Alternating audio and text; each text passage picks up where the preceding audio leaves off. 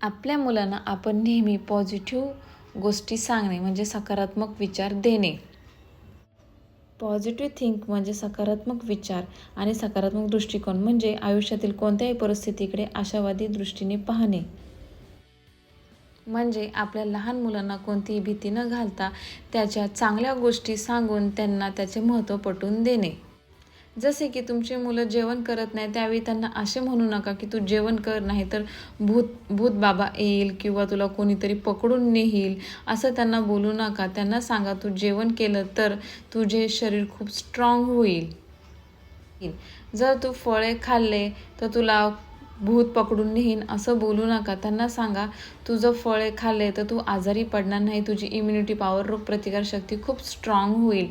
त्यांना हे आता कळणार नाही पण काहीतरी चांगली गोष्ट सांगत आहे असं त्याला नक्कीच वाटेल.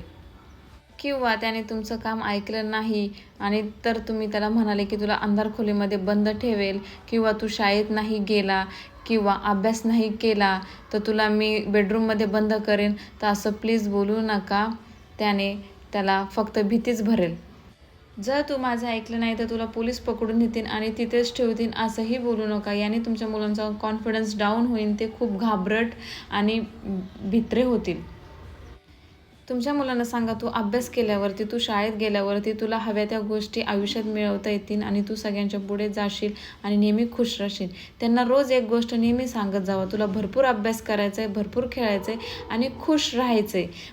त्यांना कोणत्याही गोष्टीसाठी ब्लॅकमेल करू नका की तू हे काम कर, तू अभ्यास कर, तू शांत बस, मग मी तुला मोबाईल देईल, चॉकलेट देईन. ह्या सगळ्या गोष्टीने एकतर त्यांचं आरोग्य बिघडेल आणि मोबाईलने त्यांचे डोळे खराब होतील. त्यामुळे अशा गोष्टी बोलू नका जेणेकरून त्यांचं नुकसान होईल. नेहमी पॉझिटिव्ह गोष्टी सांगा त्यांना.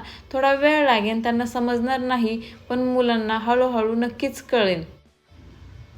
आपण त्यांना ब्लॅकमेल केलं तर आपल्यालाही ते ब्लॅकमेल करतात की मी हे काम करतो मग मला तू चॉकलेट दे, मग मी तुझं हे काम ऐकणार नाही, ते काम ऐकणार नाही, मी असंच करणार, मी तसंच करणार. ते सेम आपल्यासारखेच आपल्याशी वागतात.